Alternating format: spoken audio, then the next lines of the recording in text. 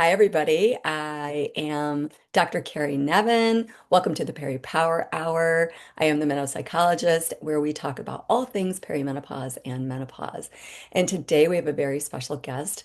This is Beth Segaloff. Welcome, Beth. Hi, thank you so much. I'm so honored to be here today with I'm you. so thrilled that you're here. And since we talk about all things that are perimenopause and menopause, what I'd like to do first is just ask you to introduce yourself a little bit so people can get sort of a feel for who you are and what you're about. Sure. So I am a licensed clinical social worker. I'm in Connecticut. I actually worked in schools for a good chunk of my career. And really, through my own healing journey, I started opening up to a lot of different modalities, energy healing and yoga. And so I took a big leap and I left my school job. And for the past 12 years, I've been seeing clients privately, really integrating a much more holistic approach. So, really integrating all of the modalities, bring in all the layers, the mental, emotional, physical, spiritual. So I see clients individually, and then I run some different classes and programs, yoga nidra, navigating grief. I run a program called Life School for teenagers, young adults, and communities. So the whole range. Wow. So, well, you know what? You have a very unique story. And I was hoping that you could, give us the framework for your experience of your journey through perimenopause, what you knew, what you didn't know, what you now know. I I think it was maybe 2015, went to the doctor and they asked when my last period was, and I couldn't remember when it was. And basically, what they had decided was I had gone into trauma-induced menopause. My fiance had been killed in 2009, I'm so and sorry to hear that. thank you. It was a horrible, horrible time in my life, and I didn't know that I was in menopause.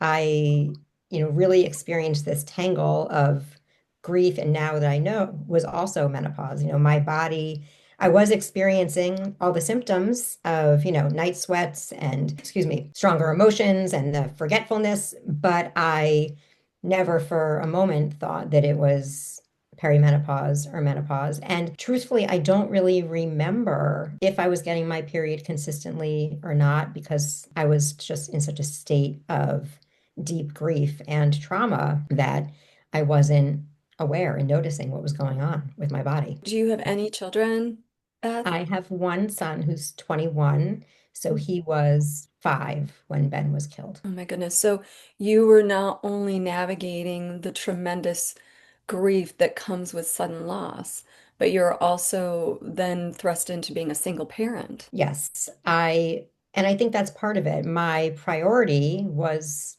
my son. And so that's where my time, energy, every part of me went to being trying to be present for him, that not even close to being on the radar. Wow. And it sounds to me like so much of what you do today is based off of that incredibly traumatic experience that you went through. And it's, how they say hindsight is 2020. So when you look back, can you sort of through that lens let us know what you see now with regard to, I won't even call it perimenopause because it was probably, it sounds like it was immediate. And this is something that can happen to women when they have and experience a traumatic event, that it's almost like your body goes into battle station mode and it's only the necessities or the necessary functions that are permitted to. So when you look back, what is it that you know or understand now?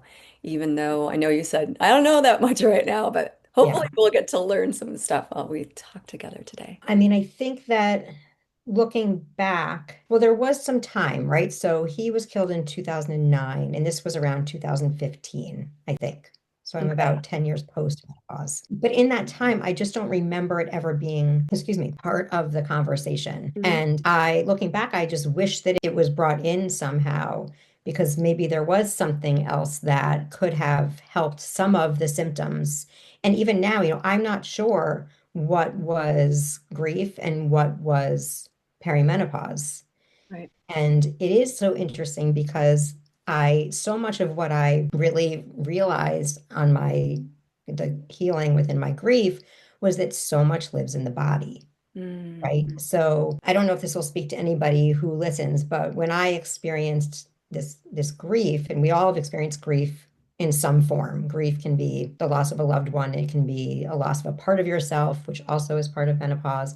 But grief can be a breakup, a job loss, so many different forms of grief. And when I experienced Ben's death, it also opened up all these other parts of me that I really thought were sort of quote unquote healed, right? And so it put me on this path of a deeper healing. And in that healing, again, I just realized that like the mind is only one layer. And that I remember when I first found my yoga mat and well, for more of a like restorative and awareness practice, not as much as a physical practice. And I remember that really I would just sob on the mat. I Mm. couldn't move. I would just cry and cry. And I didn't know why.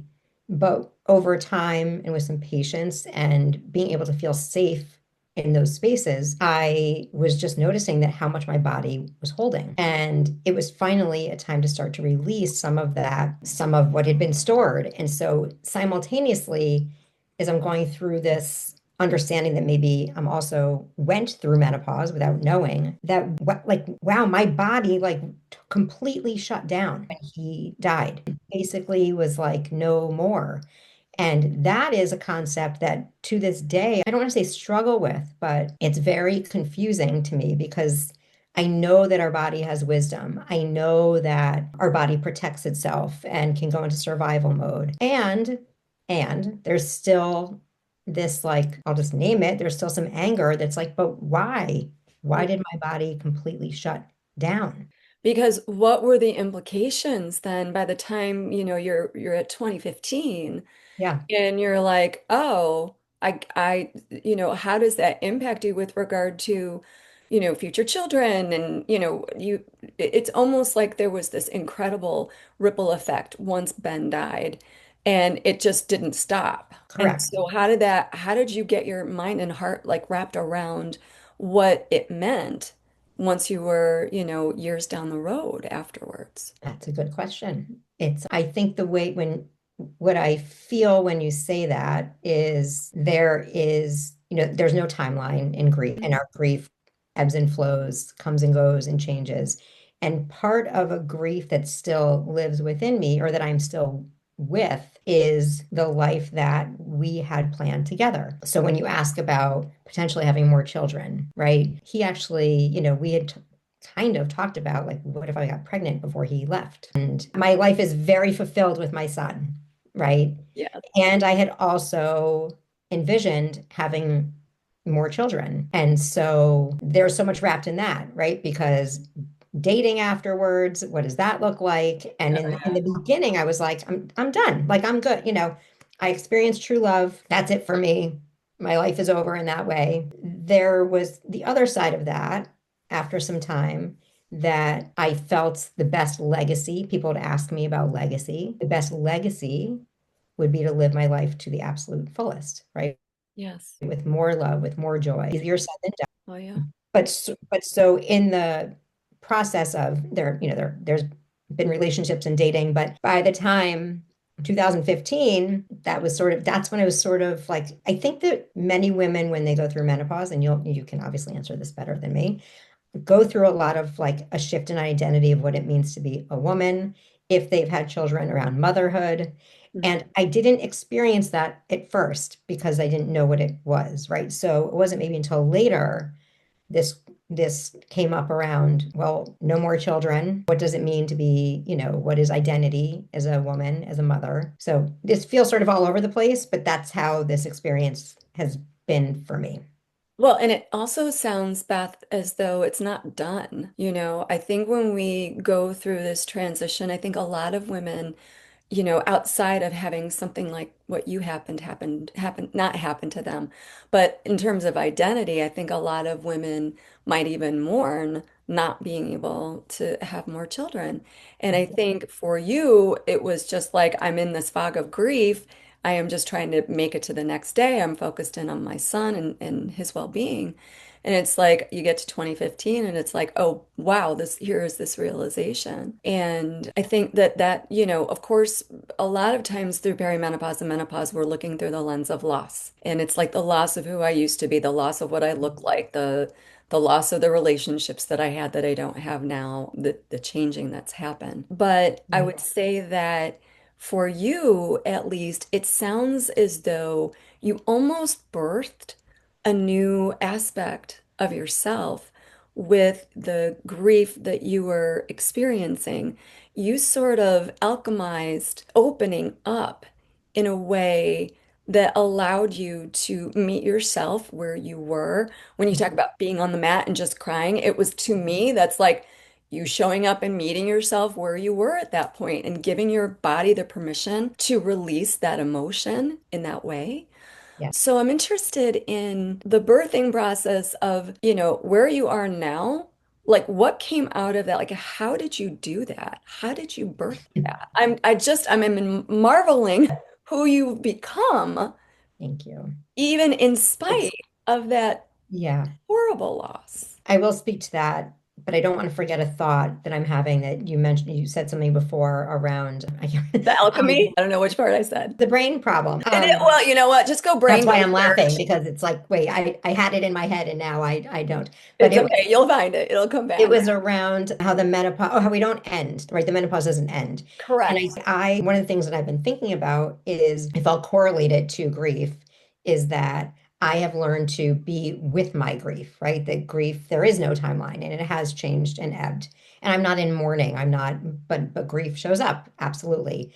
And same with menopause, I think, is that I'm learning how to understand it and to get to know it as a companion almost, not as something that I need to push away.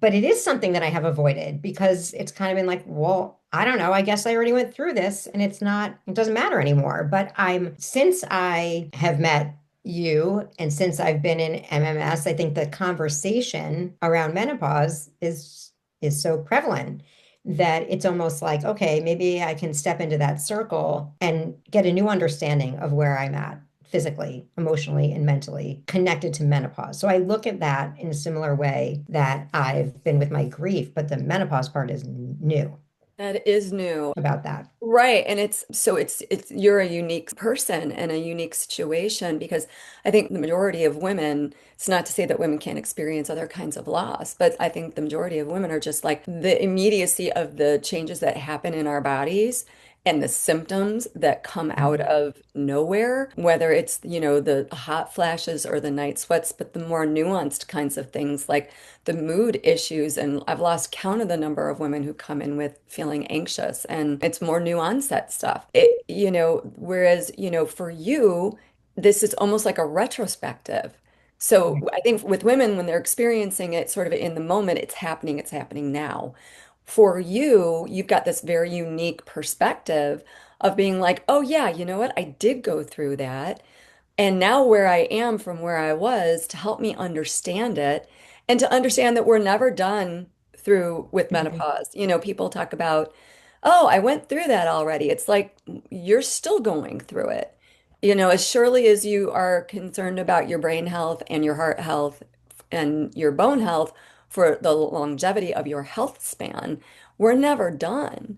So why not have this, I don't know, this broader, maybe even more in-depth relationship with yourself through that lens of looking at your experience? Right. And I think we can connect this by your question before of like, how did I do it? Yes, Because maybe I was doing it. I was you weren't aware of showing it. up for but again, maybe it was also, it supported some of the menopause symptoms because again, they were tangled, but maybe showing up very similar.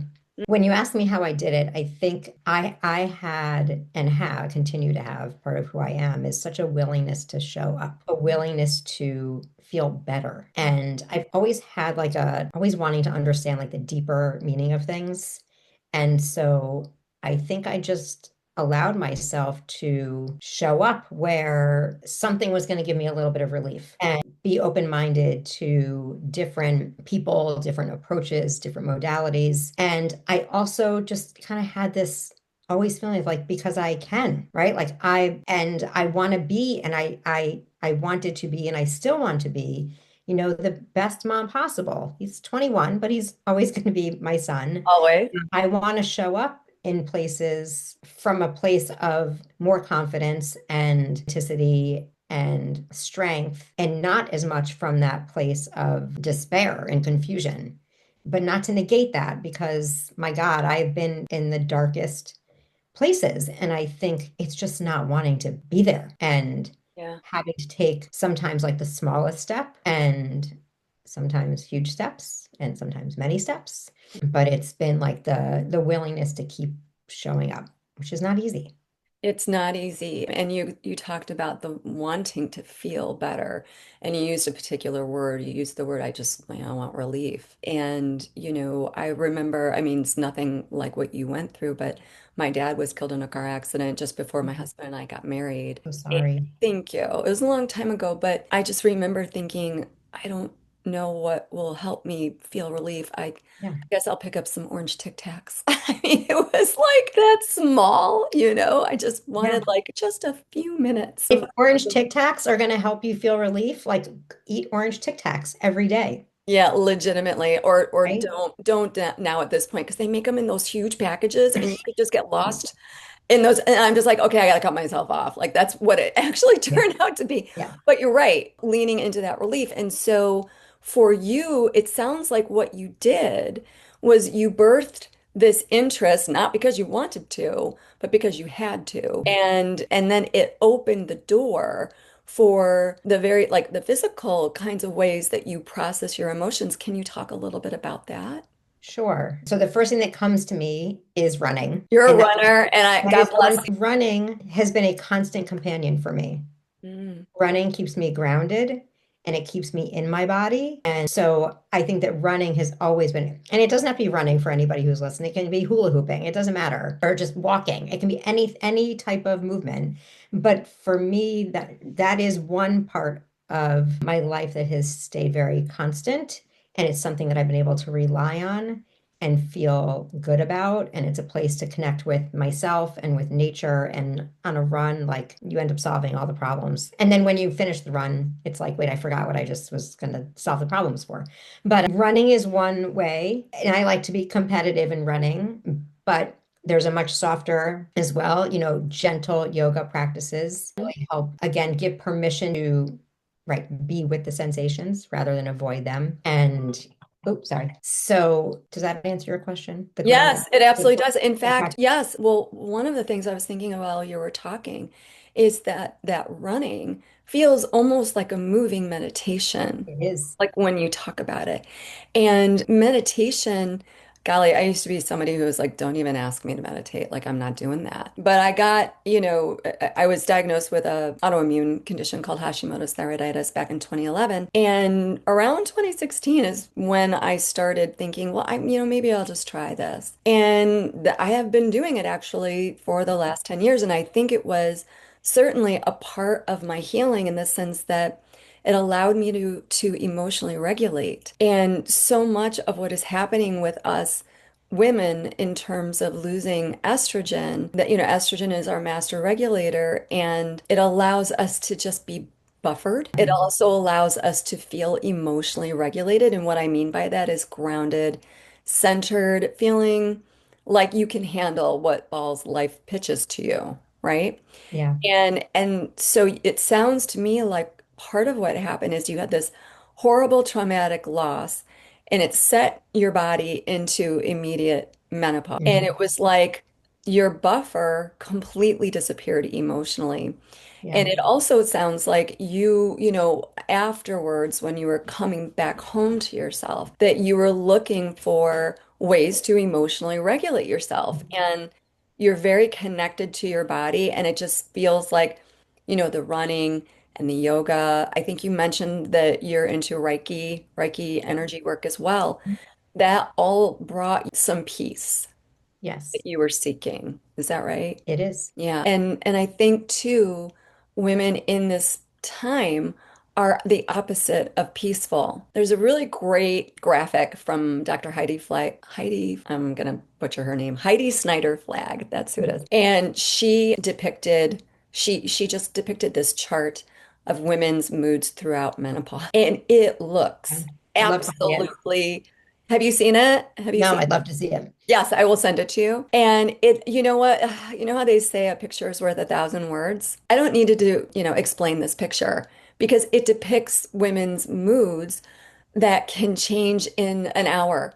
A span of Right. 15 minutes, you can be up, you can be down. It's what Dr. Mary Claire Haver refers to as the zone of chaos. Yeah. And And it honestly, it looks like pandemonium, right. just really like, and then women are like, I don't know why I feel rageful. Well, I'm going to show you this picture, and then you'll be like, oh, okay, yeah, I get Right. it. Yeah. And it's similar, not similar, but I understand or I can relate to that also in the way when in deep grief or overwhelm, right? It is like a roller coaster. And it's Yes, like 1 minute you're this and 1 minute you're that. And it's like, well, how am I possibly supposed to regulate? And and we're not taught how, right? correct. So we're not, and it wasn't until sort of my journey that You and had to find other just ways. going back to the meditation for a minute, you may have heard me share this before, but when I did start at this yoga studio, and I Mhm. remember, and I tell my students this now a lot because I teach yoga now also, but I tell my students this too, because in my experience, I remember when I first got on the mat and a teacher would say, quiet your mind and let your body be still, Yeah, right? I'd be like, where is the fucking exit sign, right? totally. Sorry for swearing, but I would be like, No, the quiet F my word is mind. absolutely Like welcomed in this the discussion. minute somebody said quiet your mind, it's like, well, first of all, like on a regular day, the to-do list, Mm, but like that was the signal to like my mind, and it wasn't a pretty place, my no. mind. Or quiet your body. Immediately, you want me to calm my body. I didn't feel safe in my body. So just everything zipped in. So it took, I think when we, or at least I can say when I am encouraging someone to, be open to yoga and meditation, and people will say like, I hate yoga or I hate meditation.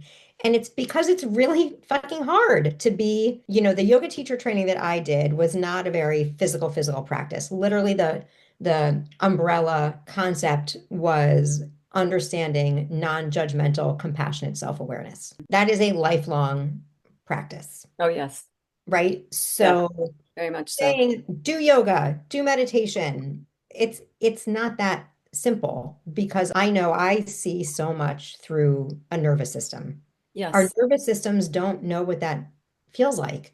And so we just keep going back to what we know. Mhm. And so during menopause, right, this erratic what is happening, it's resetting the nervous system in a way that is not supportive for what the body actually needs. And I can say that I definitely experienced and have and still go through that of just this overwhelm and anxiety and not knowing what's going on. So as a yoga teacher, when if you offer that invitation to let's quiet the mind, let's focus on the breath, does anybody come up to you afterwards going, yeah, I don't know how to do that?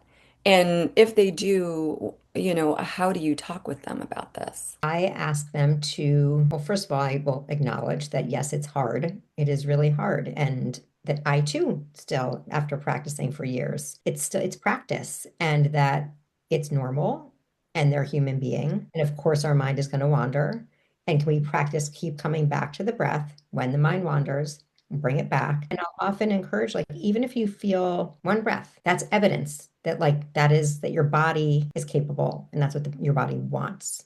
Mm, So I often encourage people, it is just like learning a new skill, building a new muscle. mm, After one time, it's not going to do the trick. probably not. You may get a taste of it, but again, we're not used to it, right? So we're used to going at a different, most of us, at a very faster pace. And Correct. so slowing it down is hard work, effort. I'll say it's effort. Yeah, I would say it doesn't necessarily feel native, even though as babies, we Yeah. did this extremely naturally. And, one suggestion I have that has been very helpful to me when I sit down to meditate, so I don't necessarily run, I only run when chased. So God bless you. I will listen to a particular very mundane sound, and it's like a low humming sound that I'll listen to. And I'll put my attention on that sound Mhm. rather than attempt to quiet my mind because our minds are designed to not be quiet. They're designed to be active, right? So I do find that even having some low hum to listen to, That's like great. like a refrigerator hum or like the Yeah. hum of your dryer. Just putting your attention there, and then my mind will wander, and then I bring it back. Yeah. That is extremely helpful. So for, women or really anybody, but for women that are going through this process that want to learn how to regulate their nervous systems, certainly meditation is one way. And meditation can look like a lot of things, like you run. Absolutely. I like to watch the birds at the bird feeder. That's actually a moving meditation. Uh, Yeah. I would You're like right, though. to, Any doesn't have to be in quiet, right? There's lots of times where meditation, and I will encourage people to do a guided meditation. I love a guided meditation because sometimes it's just that's what I prefer. So it's right. there's so many different ways, and maybe we don't even have to call it meditation. It's just a shift in perspective of doing something that feels kind and gentle for your body, So a focus. a different It's focus. just a focus, right? And I just, for the women who are watching who are like, I can't meditate, there's no way I could do this. I will tell you that if you just decide to focus on something that feels peaceful to you, that feels pleasant to you, we're not going through, for the best feeling you've ever had in your life, that's too activating. But estrogen acts as a regulator with regard to the amygdala. And when we lose estrogen, our amygdala, which is fight or flight, it gets very sensitized. So, for instance, loud noises now set me off. I Mhm. didn't used to feel that way, or strong scents. Again, we're talking your five senses. These are neurological in nature. Correct. And when we're talking about this perimenopause or menopause, and as Dr. Lisa Mosconi, neuroscientist, describes it as a neuroendocrine transition, we're talking about your nervous system and the neurology that, your five senses are Mhm. perceived through. Right. So when it comes to feeling more like I can handle things, the emotional experience of being like I can't handle things is directly related to that loss of estrogen. And I should also add progesterone and testosterone. We go Mhm. through that transition. Right. So, I have a lot of women saying to me, I used to be able to handle everything. Mhm. And now I'm so overwhelmed, I can't handle anything. And so that's just sort of an explanation. And yes, can you replace or reintroduce the hormones through hormone therapy? Yes, you can. But that's not the only thing that's going to help you. And I think, Beth, that you're a beautiful example of someone who has employed other modalities to soothe the nervous system. And you're not on any sort of menopause hormone therapy currently, are you? No, and I don't, and that's where I am. Like I'm 10 years post menopause. So I don't know what that means for if I am supposed to be taking something. Well, I can tell you that they do refer to it as the window of opportunity, 10 years from your Right. last menstrual cycle as the opportune time to have menopause hormone therapy. But there is a lot of discussion around women taking hormone therapy in their older years, dependent upon many factors with their health. For instance, I think people are concerned about if you have not taken hormone therapy, it's possible you can have some buildup in your arteries, some plaques built up in your arteries. And if you start taking estrogen again, then they're worried that that's going to loosen those plaques and create a cardiac event such as heart attack or stroke. And so, but there is a test that you can take to measure the amount of plaque that's built up in your arteries. And if it's a low number, you and your doctor could talk about and make, a collaborative, excuse me, a collaborative decision on what would be best for you based on your particular health concerns. So this is precision medicine that we're talking about. This is Mhm. not one size fits all. Yeah. So my recommendation to you would be to seek out a menopause expert. And you Mhm. can actually find menopause experts in your area at the menopause society.org. Put in your zip code, and then it will come up with people who are in this area that are well versed in this area because our OB-GYNs that we've had who've been with us before our children, birthed our Mhm. children's, helped us, navigate all of that, might not be educated in this area. And in fact, so many doctors are not because of that 2002 WHI study where, the findings that were misinterpreted scared so many women into just flushing their hormones down the toilet. So my recommendation to Yeah, that you, is good to know. yeah, would be to just, explore that and find out what your options are because there's long-term health considerations for brain health, heart health, and bone health if with the lack of hormones. Yeah. I think not to jump to something else because that's Oh, really feel interesting. free to jump. It's No, all because I think good. I'm just thinking about other things that I know helped, right? Yes. And again, I think that one of the strongest fe challenging feelings that I've had through my grief journey is loneliness. And I think that feeling like outside of or just alone in my and alone. And the medicine for that is community and connection. Yes. And, I know that in my office, I'm talking to women all the time, and I'm hearing very similar stories, right? And how it's affecting their marriages and their relationships and misunderstandings and not in confusion and feeling like they're crazy. And so again, whether it's grief or menopause or bridging them together, I think that the A solution is being with people who get it. I know that for me, being in communities of people who were going through something similar, I could have those symptoms, quote unquote, but I felt safe there. I felt seen and witnessed. And I think that's the most potent medicine of all. Yes, yeah, I absolutely agree with you. And I think it is a pillar. It's Mhm. one of the pillars with regard to facilitating women through this transition. And because we didn't talk about it for so long, and we were told to just like deal with it, just like when you would get your period and you just have to deal with it anymore. And I think leaning into creating community, I mean, that's why I created the Perry Power Hour Yeah, meetups at my office because I want women to have an opportunity to connect and be seen and to realize that there are actually things that you can do.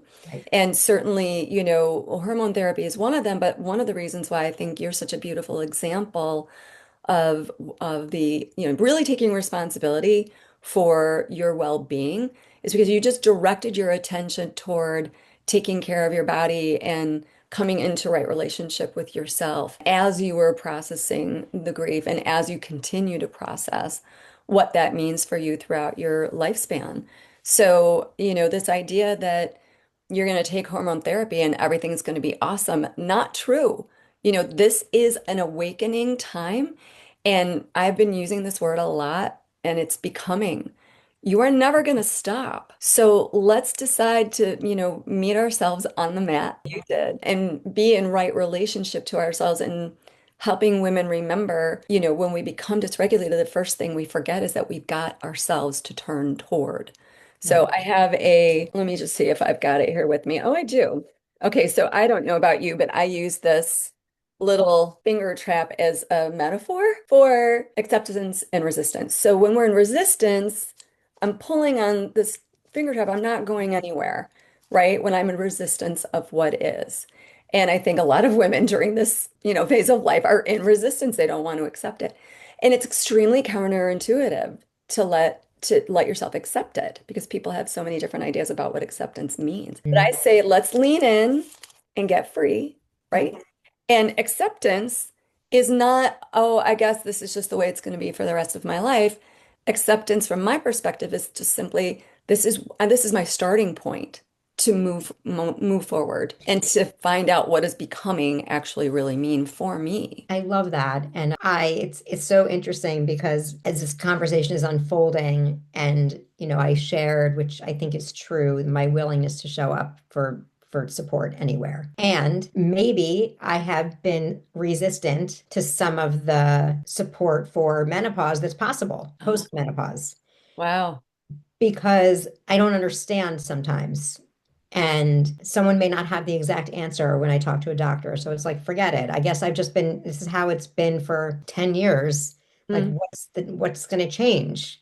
But in connecting some of these dots, I think, and I'm assuming many women can relate to this, is the relationship to my body has changed and is ever changing. And through a lot of my life, I've had a very challenging relationship to my body. So how to continue to grow that, which is what I would always encourage anybody. My message would be, right, to have more love, more compassion, more grace in our bodies. And I need to take my own advice on that mm. and get a little more curious as to what is possible. I don't know. Right. Right. And how And seeing the amazing. body, right, and seeing that this and believing that did my body shut down or was it protecting me? Oh my God. Okay. So what we refer to that as, in cognitive psychology is the cognitive reframe. So, our point of power is always in our perspective, Beth. And you just Yes. illustrated so beautifully this question. Like you got curious. That's extremely powerful emotion. And you're like, did my body shut down or was I being protected? And, when you consider the fact that your body was protecting you, how does it feel? As opposed to thinking of Right. it. Well, this is a question I've been asking myself for a long time. Is like, because I think even when we've talked, I've said my body just shut down. Like, isn't that crazy? My body just he died, and my body was like shut her down. But what does that even mean, right? What was it protect? How was that protecting me? I Right. would say It's that, I can take off my therapist hat for a minute, right? And my all the, but it is what is protective about going into menopause? What is well, that time in my life, right? What I don't know what the answer is, and I'm curious to look at it from the lens of that it's not my body betraying me. Because to be honest, I would just from like a part logistical, maybe not logistical is not the right word. I like not getting my period anymore, yeah, right? I mean, I would have a week before of very emotional, very uncomfortable, very crampy. And so when I stopped getting my period, it was also like, let's not deny that. I was like, this is kind of nice. yeah, this There doesn't was suck. that. But Yeah. that's a little side note. It's confusing. I think you're illustrating the fact that this is multi-level Yeah. feelings that you're having. And I mean, for me, I had a partial hysterectomy in 2012 Mm. and everything was taken but my ovaries. And that was because I had like endometriosis and there were, other issues going on. And at the time, I remember asking my doctor, "Oh my God, am I going to go into immediate menopause?" And he said, "No, because you're holding on to your ovaries." So for me at that point, because I was dealing with so much pain, I was like, oh, hallelujah, like I don't have to deal with this pain anymore. Right. But then, so many women, I think when you have more of an understanding of what's actually going on with your cycle, like for that week before your progesterone like drops through the floor. The progesterone is like calming, soothing hormone biochemistry that allows you to deal with stuff that's coming up in your life. So I think there's just potentially an opportunity for you to look through this other lens of, well, what if my body was actually protecting me instead of betraying me or Right. abandoning me? And I believe that a lot of women can have that feeling of feeling betrayed by their bodies and just victimized, really, being in that victim mindset. And to instead have that cognitive reframe that you just illustrated so Right. beautifully. And I think to add into the multi layers of it, it is, and we've been talking about this, but to look through all the different lenses, right? To like, and this is what, okay, what are the thoughts in my mind about this? What are the emotions I'm having about it? What is my breathing doing? What are the actual sensations in my body? And how can then we listen to the intuition, right? So all Mhm. those layers, all those parts in anything that we're experiencing and see, and I think ultimately to see this time frame for anybody, it's not good or bad or right or wrong, that it is part of being human. And that thank God that people are talking more about it now, that there is possibility for maybe some other shifts that I'm not aware of, Yeah. and to be open to that. Yeah. So beautifully said. Yeah. Really. Gosh, thank you so very much. If people want to get in touch with you, Beth, just in case, would that be something that you'd be open to? Sure. So my website is treeoflifecenters.com. And my Instagram is tree.of.life.center. Yeah, you could Google me, Beth Sagaloff, and you'll find me that way. But I think just before we close, you know, I think again, just what I think I hope is helpful for people, Mhm. again, is just to know that they are not crazy, because I think people hear that a lot. You're being crazy.